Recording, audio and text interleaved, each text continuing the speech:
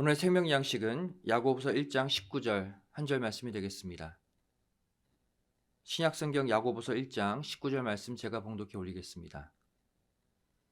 내 사랑하는 형제들아, 너희가 알거니와 사람마다 듣기는 속히 하고 말하기는 더디하며 성내기도 더디하라. 이는 하나님의 말씀이니라. 아멘. 오늘 말씀의 제목은 불평이 간증이 되는 삶이란 제목으로 함께 말씀의 은혜 나누길 원합니다. 오늘은 이 설교 제목처럼 제 간증이 많이 들어가 있음을 먼저 양해 말씀드리도록 하겠습니다. 여러분, 이 가운데 한국에서 운전해 보신 분 계십니까? 미국에 살면서, 미국이 넓잖아요.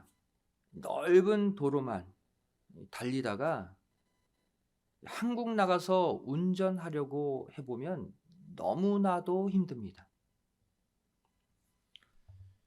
길이 좁죠. 또 사람들은 곳곳마다 빼곡히 다녀요. 엄청나게 많습니다. 좁은 골목에. 또 수많은 차들 사이를 이렇게 끼어들려고 하면 양보하지 않아요. 다들 급하게 다 앞만 보고 달리죠. 그나마 고속도로로 나가면 넓은 도로를 달릴 수 있지만 또 그것도 명절만 되면 트래픽에 차가 막히게 됩니다. 게다가 한국은 땅이 너무나도 좁아요. 땅도 좁은데 그 전체 땅 가운데 무려 70%가 또 산입니다. 평지는 30%밖에 안 돼요. 따라서 이 고속도로를 타고 장시간 운전하다 보면 반드시 산을 관통하는 터널들을 지나야 합니다. 긴 어둠의 터널을 달리면 기분이 그렇게 좋지가 않아요. 근데 터널을 달리다가 다시 터널 밖에 빛을 만나게 되면 그렇게 상쾌할 수가 없습니다. 어떤 구간은 산들이 겹겹이 겹쳐 있어서 한 번에 터널을 4개, 5개 연속으로 통과해야 될 구간이 있어요.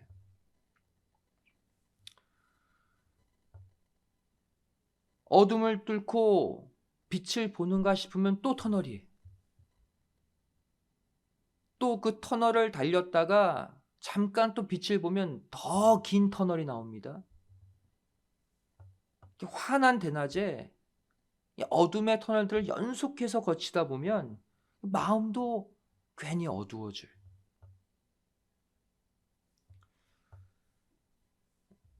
우리 인생을 이 차를 타고 달리는 여행으로 비유해 본다면 아마 이렇게 길다란 어둠의 터널들을 연속해서 만나게 되는 고속도로를 우리는 달리고 있다라고 말할 수 있습니다.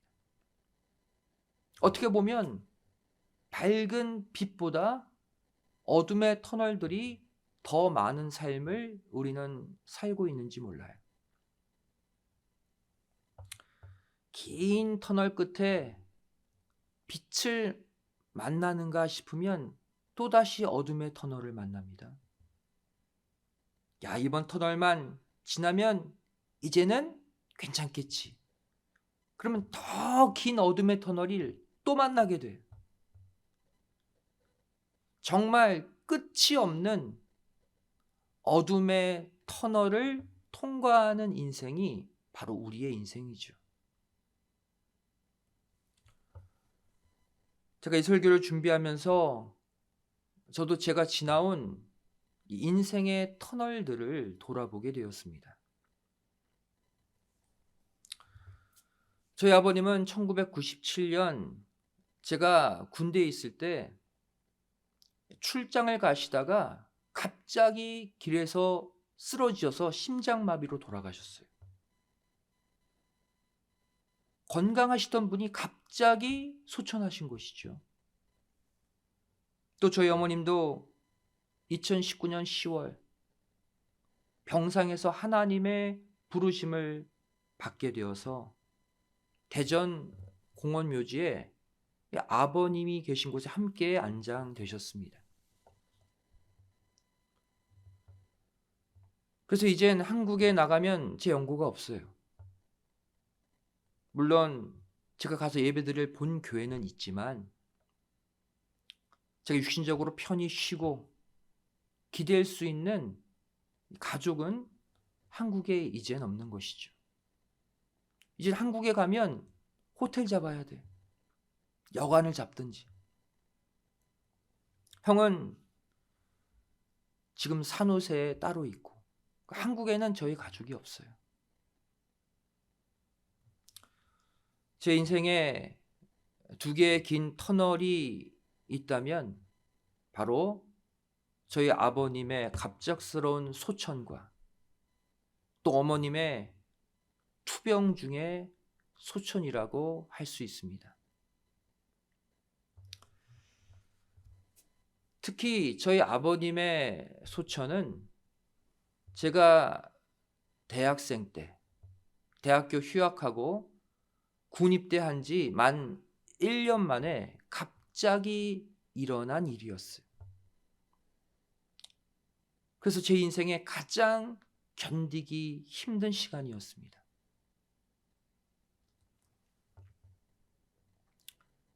아버님이 갑자기 돌아가셨다는 소식을 듣고 급하게 군대에서 청원 휴가를 받아서 제가 부대를 벗어나 시외버스 터미널로 터벅터벅 걸어가고 있었어요. 그때는 이게 꿈인가? 이게 현실인가? 갑자기 오락가락 하는 거예요. 제가 길을 걷다가 갑자기 미친 사람처럼 막 소리를 질러요. 또 갑자기 막 웁니다. 또 허허허 갑자기 웃음이 나와요. 제가 시외버스 터미널로 가는데 한마디로 제정신이 아니었어요. 사람이 그렇게 될 수 있더라고요. 여러분, 한국 군대 근처에는 사복을 입은 헌병들이 있습니다. 군인 경찰들이죠.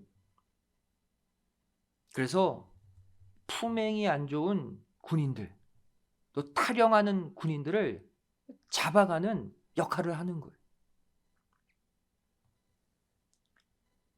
그래서 본래 군인은 군복을 입고 다니잖아요. 그래서 부대 밖에 있어도 각 잡고 걸어가야 돼요. 절대 주머니에 손을 넣고 다니면 안 됩니다. 저는 군복을 입은 채 얼굴은 눈물 범벅이 되어서 침울한 표정으로 주머니에 손 딱 넣고 멍하니 걷고 있었어요. 제가 주머니에 손 넣고 걷는 줄도 몰랐어요. 근데 갑자기 그때 한 사람이 저한테 와서 주머니에서 손 빼십시오. 저 헌병입니다. 품행을 올바로 하십시오. 이렇게 경고를 하는 거예요. 그때 제가 어떻게 했는지 아십니까? 그 사람을 탁 째려봤어요. 그리고 한마디 대꾸하지 않고 그 사람을 완전 무시하고 지나갔어요. 보란 듯이 주머니에 손을 더 깊숙이 넣고 그냥 지나가 버렸어요.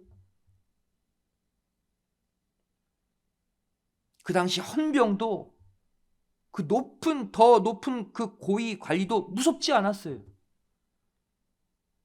아버님이 돌아가셨는데 영창 군대 감옥에 가든 말든 아무런 생각이 없었어요. 그야말로 실성한 사람이 되어서 장례식에 도착했던 기억이 납니다. 지금 생각해보면 바로 그때가 제 인생 또 나이가 어리잖아요. 대학생 때 가장 깊은 좌절을 맛본, 충격을 받은 어둠의 터널을 제가 건넜던 상황임을 제가 생각하게 됩니다. 그때 제가 하나님께 분노했어요. 하나님, 저 주일학교부터 한 번도 주일 안 빠졌습니다. 제가 중고등부 회장도 하고 대학부 회장도 하고 정말 하나님의 일에 어린 나이부터 충성을 다했는데 왜 건강하셨던 내 아버지를 갑자기 데려가십니까? 이건 정말 너무 한 거 아닙니까? 공의로운 하나님이십니까? 그때 제 인생 처음으로 하나님을 향해 강력한 어둠의 원망의 말들을 마구마구 쏟아냈어요. 그때는 그동안 잘 믿어왔던 제 신앙이 한순간에 무너지는 순간이었어요. 신앙에 대한 회의, 하나님이 계신가에 대한 의문, 마음이 어두워지고 시험 드는 순간이 찾아온 것이죠. 그런데 이런 저의 원망, 저의 깊은 어둠 속 탄식에도 불구하고 하나님은 저를 더 따뜻하게 품어주셨습니다. 제가 이후에 군대 복귀해서 저에게 어떠한 일이 일어나는지 아십니까? 그럼 군대 안은요 삭막합니다. 상명하복, 위에서 고참이 명령하면 무조건 기어야 돼요. 명령에 따라야 돼요. 여러분, 군대 안에는 여러 가지 보직이 있습니다. 그 가운데 군종병이 있어요. 이 군종병은 사회에서 신학교를 다니다가 온 군인이에요. 그래서 이 사람의 보직은 바로 교회에서 섬기는 보직입니다. 그게 군종병이라고 그래요. 근데 저는 군종병이 아니었어요. 왜냐하면 제가 그때 일반 대학교를 다녔기 때문에. 다른 보직이 있었음에도 불구하고 아버님의 상을 치른 후 갑자기 제가 사단 군대 교회 수요 예배 찬양 리더가 되었다는 사실이에요. 군종병이 아님에도 불구하고.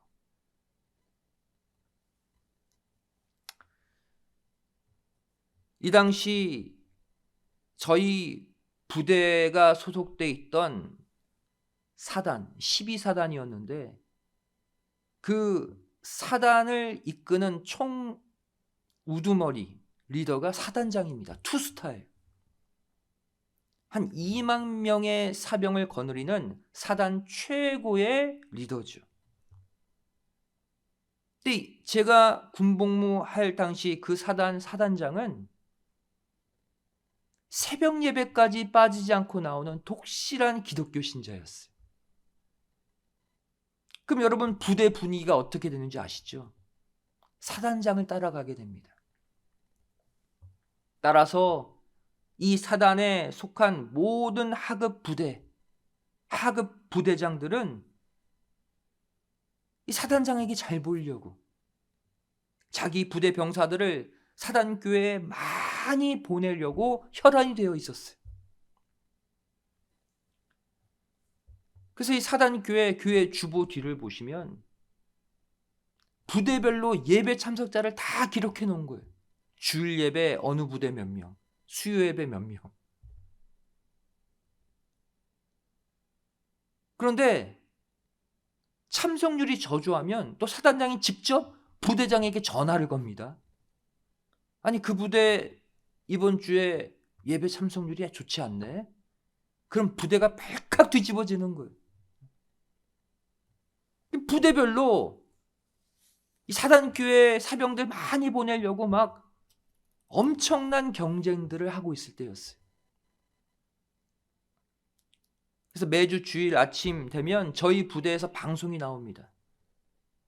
교회 갈 사람 다 나와. 저는 너무나도 좋죠. 심지어는 성당 가지 않는 천주교 신자, 또 불교 믿지만 그냥 부대에 있는 불교 신자까지 다 불러 모아서 동원되어서 교회 간 적도 있어요. 그래서 저는 부대에 처음 들어간 2등병 때부터 단 한 번도 주일날 교회 가지 않은 날이 없어요. 심지어는 수요 저녁 예배도 빠짐없이 나갔어요. 부대에서 지원해 주니까. 여러분, 한국 군대에선요 빠지지 않고 주일 예배 드리는 거 불가능합니다. 고참들이 가만두지 않아요. 이능력 때는 주일 일요일 교회 못 갑니다. 근데 저는 부대에서 가라고 해서 저는 편하게 다녔어요. 제가 군대 가기 전에 간절히 기도했거든요. 하나님, 제발 저에게 기적을 베풀어 주셔서 군대에 가서도 주일 지키게 해주세요. 주일에 예배 드리게 해주세요. 하나님이 들어주셨어요. 하나님의 응답이 얼마나 강력했는지 주일뿐 아니라 수요 예배도 가라. 수요 예배까지 매주 제가 그 군 부대 교회를 갈 수 있게 하나님이 역사하셨어요. 거의 기적입니다.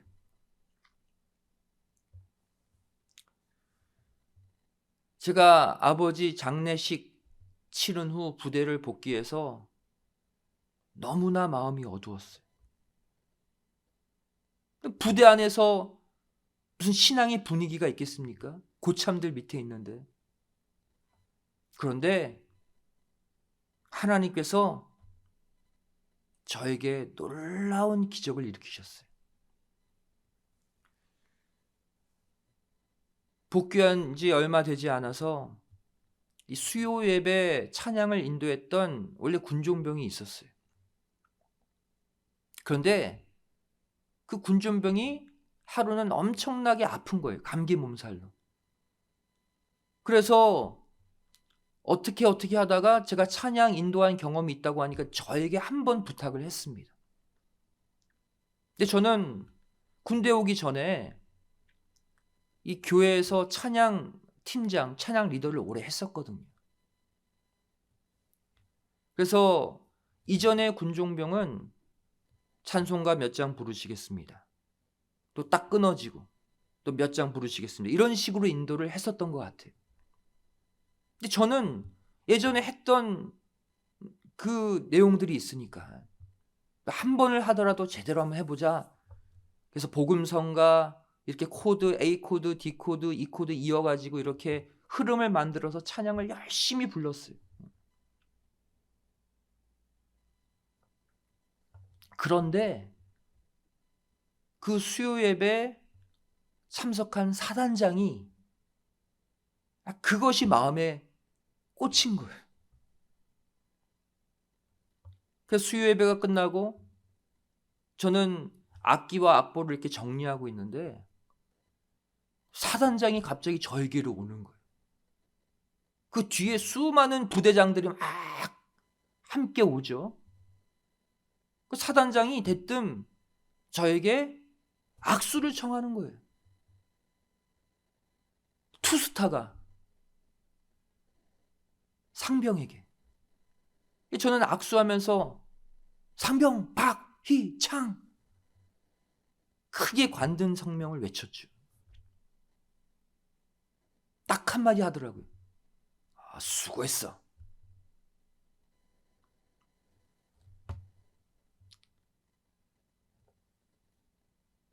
그 순간 수많은 사병들 가운데 거의 유일하게 사단장과 악수한 사병이 되었습니다. 여러분, 그 다음에 어떻게 되었을까요?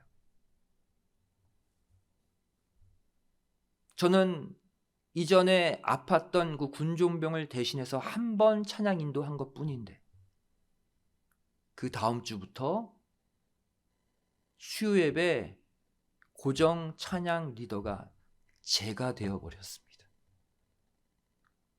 사단장이 수고했어, 잘했어, 그 한마디에 모든 게 바뀌는 거예요.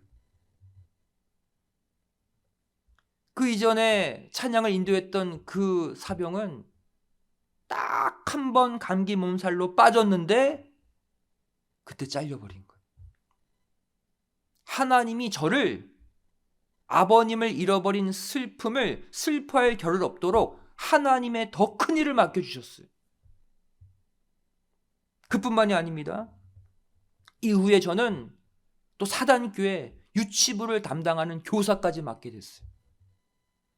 계속해서 하나님이 부대에서 제 보직과 상관없는 하나님의 일을 하게 하신 거예요. 언제부터? 저희 아버님을 데려가신 이후부터.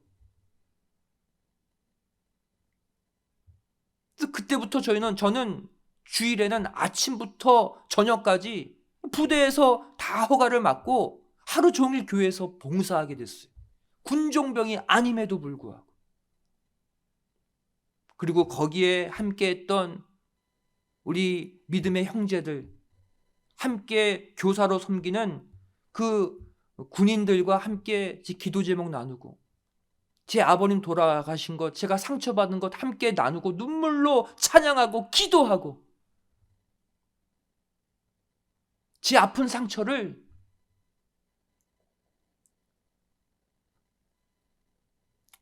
하나님은 그곳에서 그 믿음의 형제들 통해 치료시켜 주셨어요.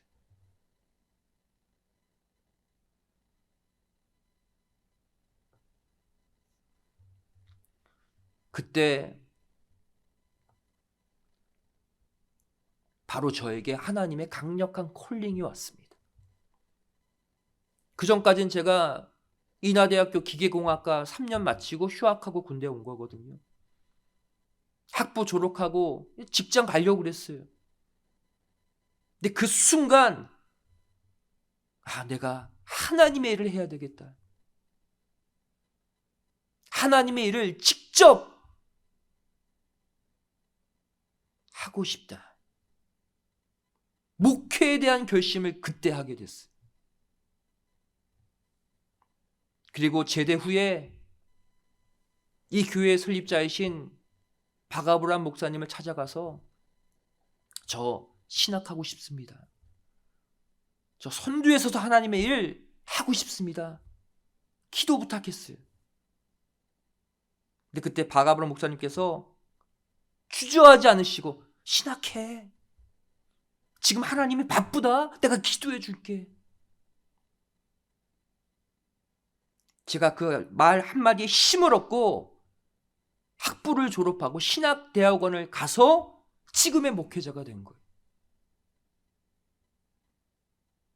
가장 깊은 인생의 터널 끝에 하나님은 저에게 신학을, 목회를 결심하는 더 큰 빛을 주셨다는 거예요.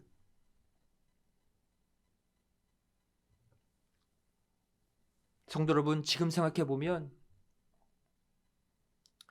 그때 갑작스러운 아버님의 소천은 저에게 처음에는 긴 어둠의 터널이었지만 그 터널을 지나 7배 더 밝은 빛의 인생을 주는 계기가 되었어요. 하나님의 부르심에 응답하는 계기가 되었어요. 아버님이 소천하실 그 당시, 그때는 아버님이 하셨던 사업이 부도가 나서 빚쟁이에게 쫓길 때였어요. 그리고 처음엔 계속 겉돌다가 이제 마음 잡고 장로로 기름 부음 받은 지 정확히 1년 된 그때 하나님이 아버님을 데려가셨어요. 그 시점도 너무 절묘해요. 하나님은 신앙이 없었던 제 아버님을 결국 장로로 기름 부어 세우셨습니다. 그리고 저희 아버님 생애 최고의 신앙 상태에서 갑작스러운 부도로 신앙을 잃어버릴 위기에 처할 바로 그때, 신앙을 잃어버리기 전에 갑자기 하나님 품으로 데려가신 거예요. 최고의 신앙 상태에서. 그걸 뒤늦게 제가 깨달았어요. 그리고 아버님이 돌아가신 후 우리 가정은 완전히 바뀌었습니다. 저희 어머님은 곧바로 섬기던 교회 목사님의 권유로 신학교에 들어가셔서 신학 공부를 하시고 어머니 전도사가 되셨어요. 그리고 저는 앞서 말씀드린 대로 군대에서 신학을 결심하고 신학대학원을 가서 이렇게 목회자가 되었어요. 만일 우리 아버님이 살아계셨다면 아버님의 성격상 저와 제 어머니는 절대로 목사, 전도사 이 직분 가지고 하나님께 쓰임받지 못했을 거예요. 아버님은 최고의 신앙 상태에서 낙심하기 직전에 데려가시고 저와 저의 어머님을 동시에 쓰신 거예요. 2019년 10월 저희 어머님의 소천도 마찬가지입니다. 그 다음에 2020년에 전 세계적으로 어떠한 일이 일어났습니까? 지금까지 겪고 있잖아요. 지금의 이 코로나가 2020년 초부터 창궐하기 시작했죠. 이 코로나 때 여러분 아시다시피 기저질환이 있는, 질병이 있는, 연세 있는 분들이 많이 돌아가시잖아요.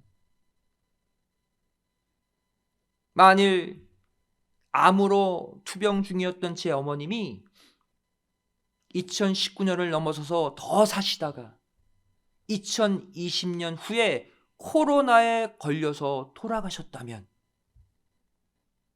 아마 저와 제 형은 어머님의 마지막 모습 보지 못한 채 격리되어 있었을 거예요.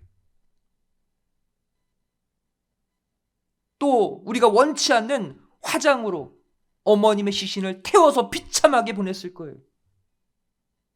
코로나에 걸린 사람들은 다 화장시키잖아요.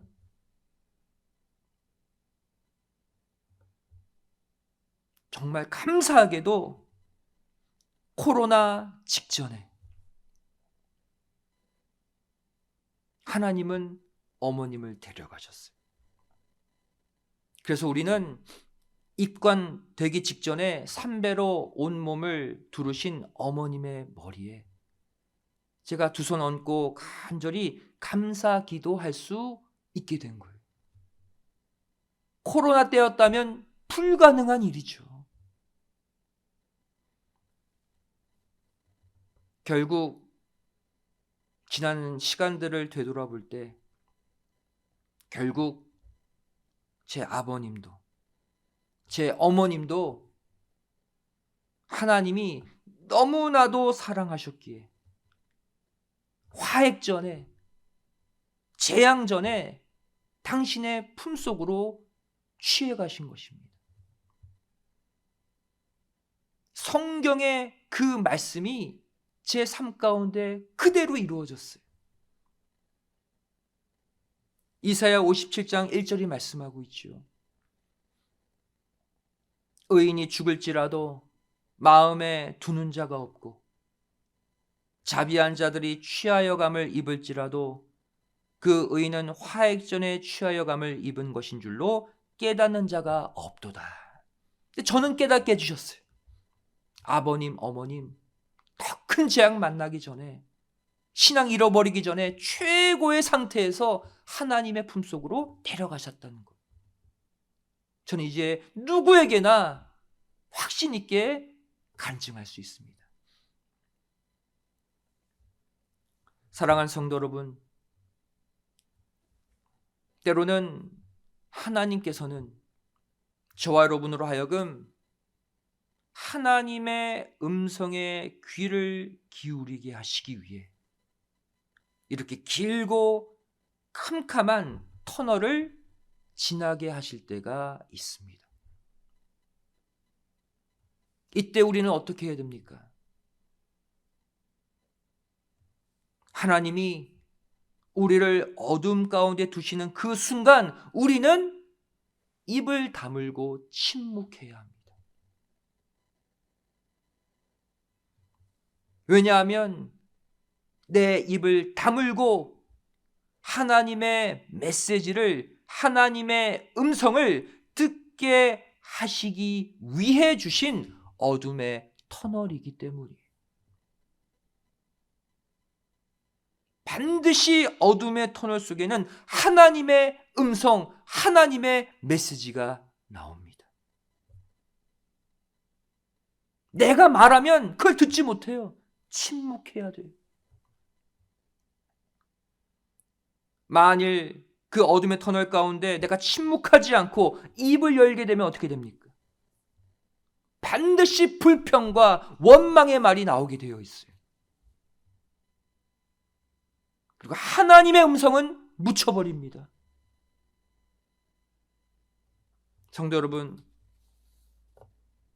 내가 인생의 긴 터널 속에 들어가는 그 순간은 내가 말해야 할 시간이 아니라 내가 들어야 하는 시간임을 꼭 깨달으시기 바랍니다. 하나님은 반드시 인생의 긴 터널 속에 있는 우리에게 말씀하셔요.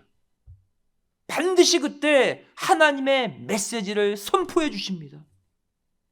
그것을 들어야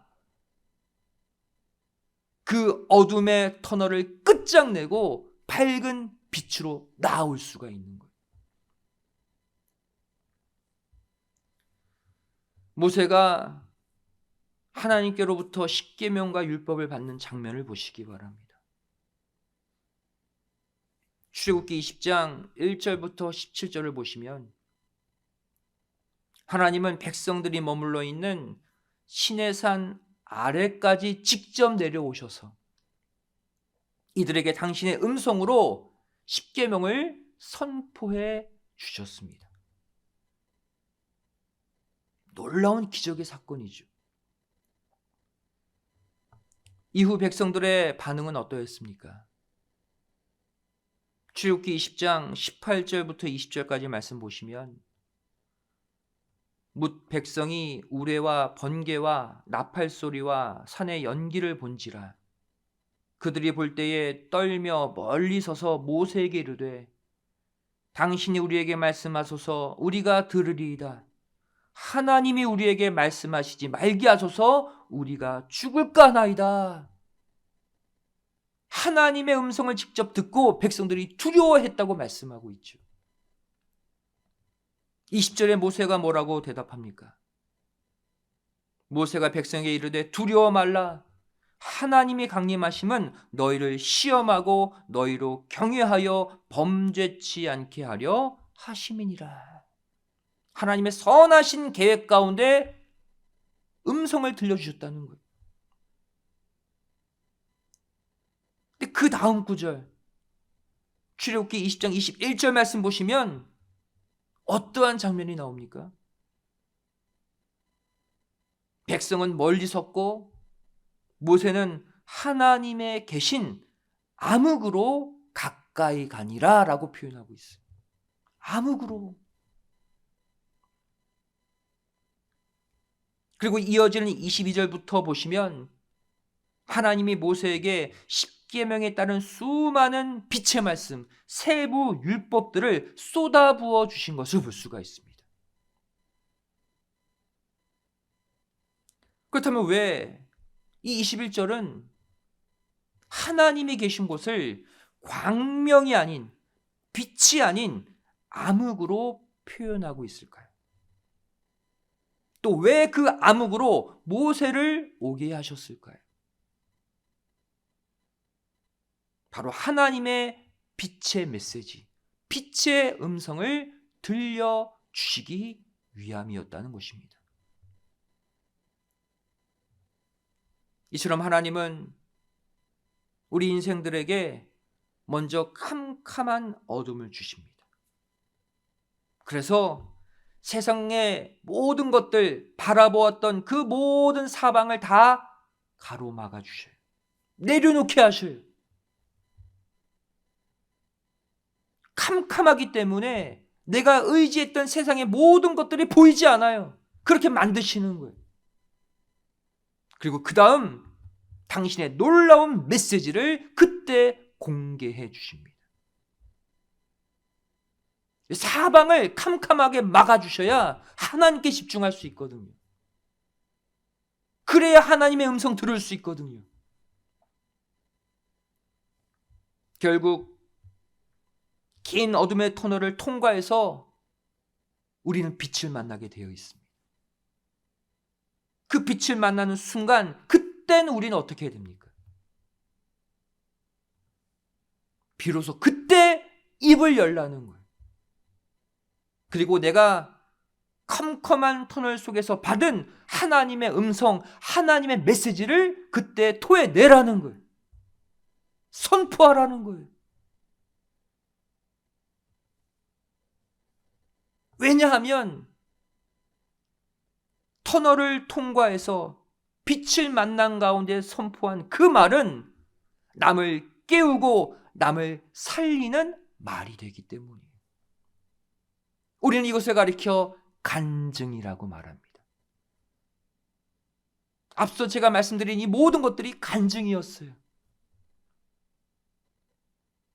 긴 어둠의 터널 끝에 더 큰 빛을 만난 그 체험을 제가 말씀드린 거예요.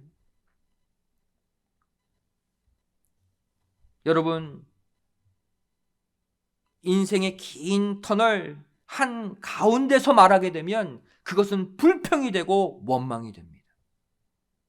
그것은 남을 똑같이 어둡게 하고 남을 죽이는 말이 되는 거예요. 하지만 그 어둠의 터널을 통과한 후에 빛을 만난 후에 하는 말은 내가 똑같은 일을 겪었어도 남을 살리고 남을 깨우는 간증이 되는 것입니다. 하지만 나의 이 간증이 진정 남을 살리고 남을 깨울 수 있으려면 터널을 통과한 후에 기쁨뿐 아니라 부끄러움도 함께 따라 나와야 합니다. 만일 터널을 통과한 후에 기쁨만 내 속에 남아있다면 그 기쁨 가운데 터져 나오는 간증은 잠시 남에게 감동을 줄진 몰라도 그 사람과 나를 변화시킬 수는 없어요. 그리고 또 다른 어둠의 터널로 들어갈 수밖에 없습니다. 우리는 반드시 터널을 통과한 후에 기쁨뿐 아니라 부끄러움도 함께 가지고 있어야 돼. 야, 내가 그때 왜 그렇게 살았을까 하는 부끄러움. 내가 그 어둠의 순간에 주님이 선포하시고 계신 그 음성 왜 그때 듣지 못했을까 하는 부끄러움. 이렇게 내가 과거 어둠의 터널을 만날 수밖에 없었던 나의 죄, 나의 허물에 대한 부끄러움을 가지고 터널을 빠져나온 기쁨과 감격의 말이 터져 나와야 하는 거예요. 그러면 그 말은 남도 변화시키고 내 삶도 변화시킵니다. 또다시 같은 어둠의 터널 속으로 들어가지 않게 만드는 거예요.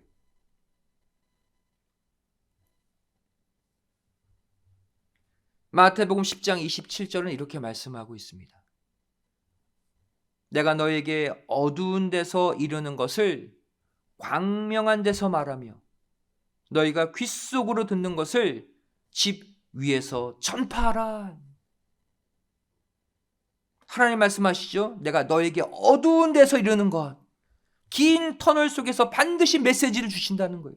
그것을 가지고 광명한 데서 말하라. 터널을 빠져나온 후, 빛을 만난 후에 그것을 선포하라는 거예요. 그 간증으로 남도 살리고 너도 바뀌라는 것이죠. 이 에디스의 우화에 이런 내용이 나옵니다. 이 에디스는 사방으로 포위를 당해 동쪽으로 도망치려고 하니까 강한 나라가 거기를 가로막고 있어요. 그 나라의 이름이 에디스입니다. 또 서쪽에는 무서운 거인이 서 있습니다. 그 거인의 이름도 에디스예요. 북쪽에는 사나운 사자가 있어요. 또 남쪽에는 악어들이 득실거리는 강으로 막혀 있어요. 이 모든 이름들이 다 에디스예요.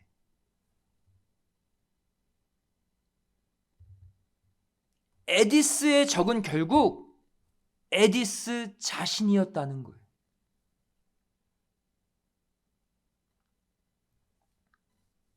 이처럼 내 인생의 가장 큰 적은 외부에 있지 않습니다. 바로 나 자신이란 사실이에요. 동서남북 내가 가려고 하는 그 길을 가로막는 것은 내 자신이라는 거예요.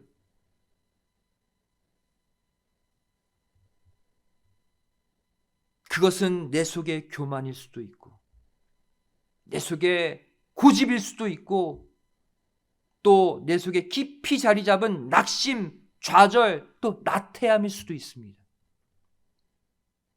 하지만 그것이 무엇이 됐든지 간에 내 속에서 내가 가고자 하는 선한 의지, 하나님의 명령을 따른 발걸음을 가로막는 것은 늘 나 자신이라는 것.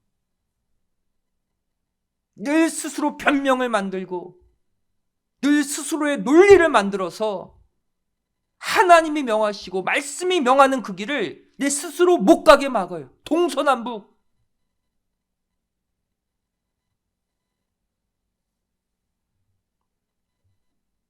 사랑하는 성도 여러분,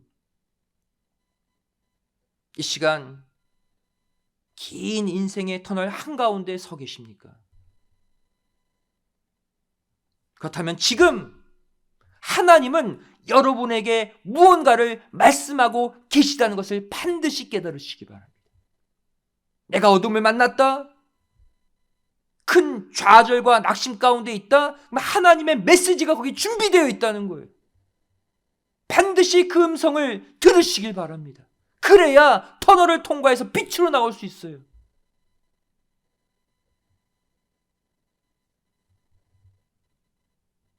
이 주님의 거룩한 음성을 듣지 못하게 만드는 내 안의 적, 내 안의 에디스, 주시는 말씀의 검으로 다 베어내시고 캄캄한 긴 터널 속 그 암흑 속에 나와 함께 계신 하나님을 반드시 목격하시고 만나시고 하나님과 함께 더 밝은 빛으로 나아가는 모두가 되시기를 주님의 이름으로 간절히 축원드리겠습니다. 기도하시겠습니다. 고맙고 감사하신 살아계신 아버지 하나님, 저를 이렇게 거룩한 주일 하나님께 신령과 진정의 예배로 다시 하나님의 음성을 듣고 하나님의 마음을 깨닫고 하나님과 접촉할 수 있는 은혜의 시간 허락해 주심에 감사드립니다. 저를 날마다 인생의 터널 속을 지나고 있습니다. 하지만 그 캄캄한 터널 속에 나를 도와줄 아무 사람도 보이지 않는 그때 하나님이 나에게 말씀하고 계심을 믿습니다. 세상 모든 것들을 닫아버리고 어둠 속에서 주시는 하나님의 음성, 그 메시지를 듣는 모두가 되게 하여 주시옵소서.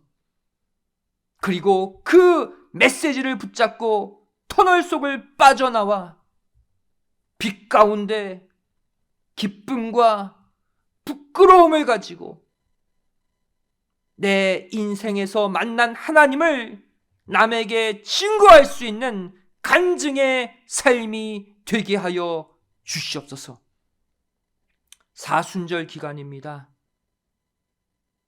우리가 이 땅에서 받는 고통보다 더 많은 고통을 떠안고 십자가에 달리신 그 예수님을 생각하며 내가 받는, 주님을 위해 받는 고난, 죄를 믿음으로 감수하고 예수님이 걸으신 그 거룩한 길, 올바른 길, 의로운 길을 걸어 나가는 이번 한 주가 되게 하여 주시옵소서. 반드시 그렇게 될 줄 믿사오며 사랑 많으신 예수님의 이름으로 간절히 기도드리옵나이다. 아멘. 하나님께 영광 드리겠습니다.